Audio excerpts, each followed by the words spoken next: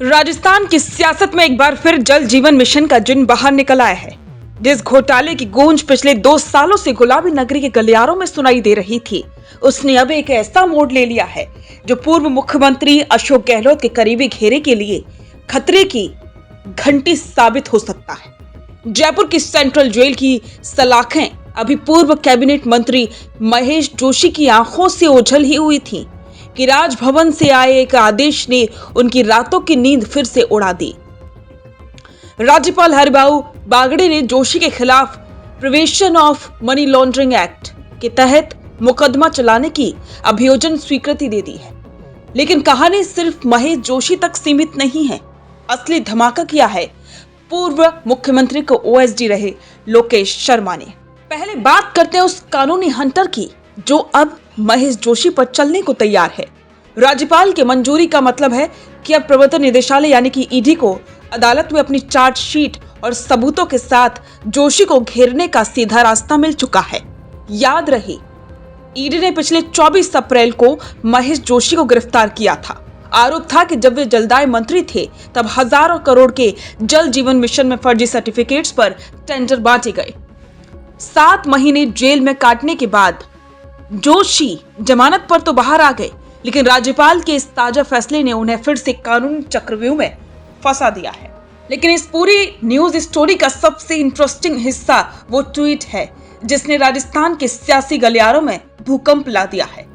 अशोक गहलोत के पूर्व खास सिपह सलाहकार लोकेश शर्मा ने सोशल मीडिया पर सीधा हमला बोलते हुए कहा है, सब कुछ तत्कालीन मुख्यमंत्री की जानकारी में हुआ और मुख्यमंत्री निवास तमाम घोटालों का केंद्र रहा। लोकेश शर्मा का यह बयान कोई मामूली आरोप नहीं है।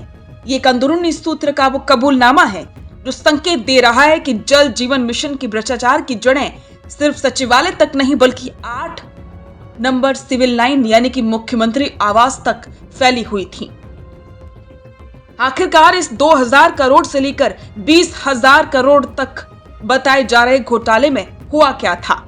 जांच एजेंसियां और खबरों के मुताबिक ये घोटाला सिर्फ पैसों का लेन देन नहीं बल्कि जनता की प्यास के साथ एक बड़ा खिलवाड़ था। फर्जी सर्टिफिकेट, ठेकेदारों ने फर्जी अनुभव प्रमाण पत्र लगाकर करोड़ों के टेंडर हासिल किए। पाइपलाइन का खेल, जहां डक्टाइल आयरन के मजबूत पाइप लगने थे वहां घटिया एसडीपीई पाइप बिछा दिए गए। चोरी का माल, आरोप है कि हरियाणा से चोरी किए गए पाइपों का इस्तेमाल राजस्थान की योजनाओं में किया गया।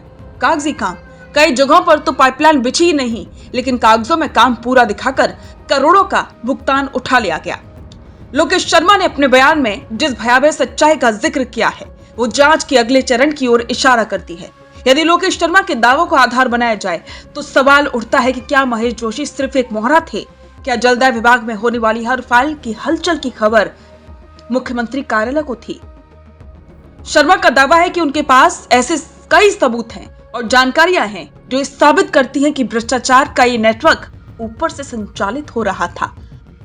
अगर जांच की आंच अब पूर्व सीएम के घर तक पहुंचती है तो राजस्थान की राजनीति में ये अब तक का सबसे बड़ा धमाका होगा।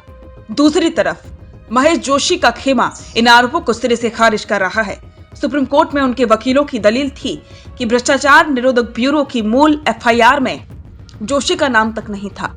बचाव पक्ष का कहना है कि 2 करोड़ रुपए के जिस लेन देन की बात ईडी कर रही है उसके पक्ष में कोई ठोस दस्तावेजी सबूत नहीं है। उनके अनुसार ये सिर्फ राजनीतिक प्रतिशोध की कार्रवाई है। राज्यपाल की अभियोजन स्वीकृति और लोकेश शर्मा के तीखे हमलों ने अब गेंद अदालत और जांच एजेंसियों के पाले में डाल दी है। जयपुर सेंट्रल जेल से बाहर आए महेश जोशी के लिए आने वाले दिन काफी मुश्किल भरे होने वाले। वहीं हलचल तेज है कि क्या अब जांच एजेंसियां लोकेश शर्मा को बतौर मुख्य गवाह इस्तेमाल करेंगी? राजस्थान की जनता देख रही है कि उनके नल से जल पहुंचने से पहले भ्रष्टाचार की कितनी पाइपलाइनें बिछाई गई थी। क्या भयावह सच्चाई सामने आएगी या ये मामला भी फाइलों के ढेर में दबकर रह जाएगा? जल जीवन मिशन घोटाले की ये परतें अब उधड़ना शुरू हुई हैं। महेश जोशी की कानूनी लड़ाई और लोकेश शर्मा के बयानों ने इस स्टोरी को राजस्थान के इतिहास का सबसे बड़ा पॉलिटिकल थ्रिलर बना दिया है। अब देखना होगा कि आने वाले समय में जांच की आंच कहां तक पहुंचती है। क्या आप भी करना चाहते हैं अपने गांव का नेतृत्व? आपका अपने गांव के लिए विकास का विजन क्या है? पंचायत में आपके होने से बदल सकती है आपके गांव की तस्वीर। तो आज ही अपने गांव की बात कीजिए द फैक्ट इंडिया के साथ। व्हाट्सएप कीजिए इस नंबर पर।